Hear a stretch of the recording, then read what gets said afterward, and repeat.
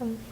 Hi guys, and welcome to Holy Week. This week Cassidy and I really wanted it to be an intentional week. I don't know about you guys, but for myself, Holy Week can kind of be a blur.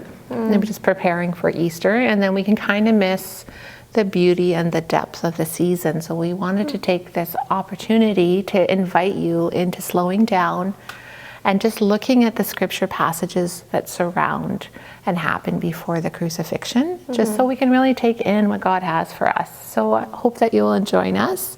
And we're just going to start and dive right in with Cassidy, and she's going to start with the scripture passages. Awesome. I'm just going to read from John 12, verses 1 to 12. 6 days before the Passover, Jesus arrived at Bethany, where Lazarus lived, whom Jesus had raised from the dead. There, a dinner was given in Jesus' honor. Martha served, while Lazarus was among those reclining with him at the table. Then Mary took about a pint of pure nard, an expensive perfume, and poured it on Jesus' feet, and wiped his feet with her hair. And the house was filled with the fragrance of the perfume. But one of his disciples, Judas Iscariot, who was later to betray him, objected. Why wasn't this perfume sold and the money given to the poor? It is worth a year's wages. He did not say this because he cared about the poor, but because he was a thief, and as keeper of the money bag, he used to help himself to what was put in it. Leave her alone, Jesus replied. It was intended that she should save this perfume for the day of my burial. You will always have the poor among you, but you will not always have me. Meanwhile, a large crowd of Jews found out that Jesus was there and came, not only because of him, but also to see Lazarus, whom he had raised from the dead.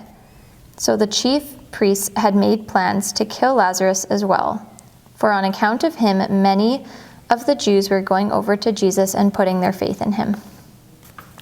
Thank you, Cassidy. What particular character resonated with you in this passage? Judas stood out to me when I first read it. Okay, and what posture would you say Judas had towards Jesus in this passage?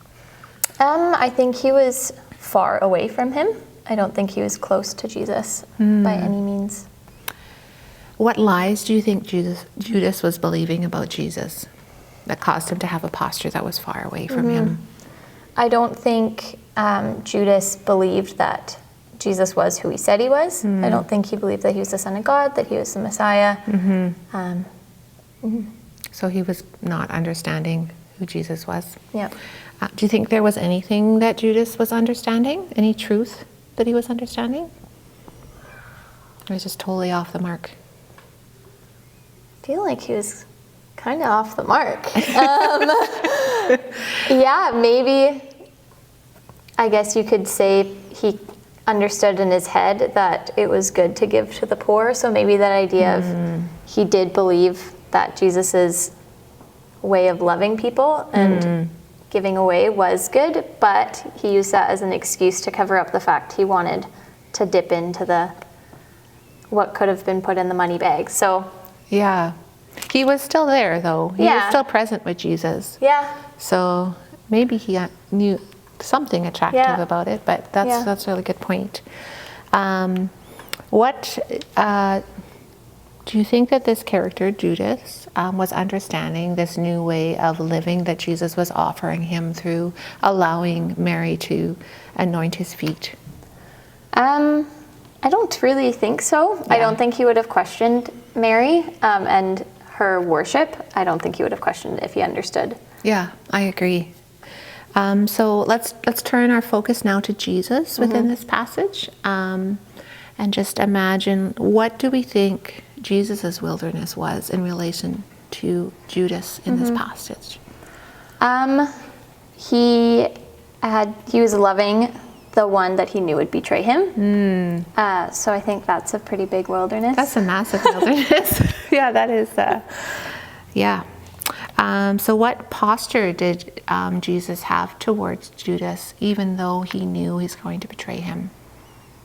He was still open and receiving him. He still called him to be part of his disciples that he did ministry with and had in his inner circle. And he still loved him and invited him to his table and rebuked him.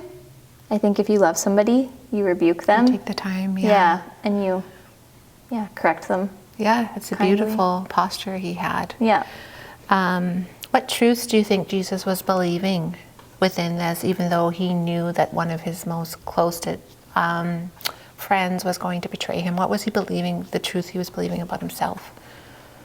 I think he believed that he was who he said he was. He believed that he was the Son of God, that he was the Christ, and that he was worthy, I think. He believed that he was worthy of worship and Yeah. And he believed also that the Father was affirming all of the things that he was doing. What new way of living is Jesus trying to show to Judas within this passage? I think he's inviting him into a way that is not dependent on works or what you do, but instead that's just an invitation to be in his presence. I think by affirming Mary's just outpouring of love and worship to himself, I think, that's kind of what he's inviting Judas into. Where Judas is more thinking sacrifice, Jesus is just saying, I want your heart. Yeah, that's beautiful. And just on a more personal note, Cassidy, why did you choose Judith, and how does his experience relate to your own life?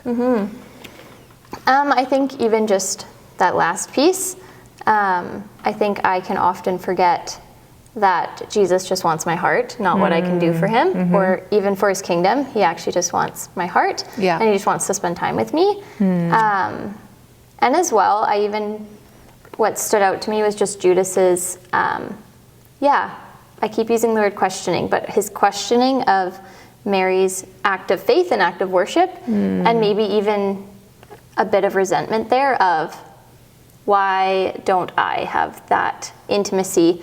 And I think I can see that in my own life, and I can see that even just in others around me. And I think it's just a very real and very human thing to feel that way when you see others pouring out to Jesus, and maybe you're not in that space. Either that lack of understanding and questioning the action, or that resentment of, well, I do these things, so why don't I experience that? That's really good. Thank you for sharing your thoughts, and I'm sure it was helpful to everybody listening. And we just want to encourage you to go deeper yourselves. You may have a different character that sticks out to you besides Judas, but we're just offering these questions to you as a way to engage with the passage and a way to go deeper with what God is saying and what posture he has towards us this week. So happy scripture reading and sitting with God, and may it be fruitful, and we'll see you all tomorrow. Thanks, guys. Bye.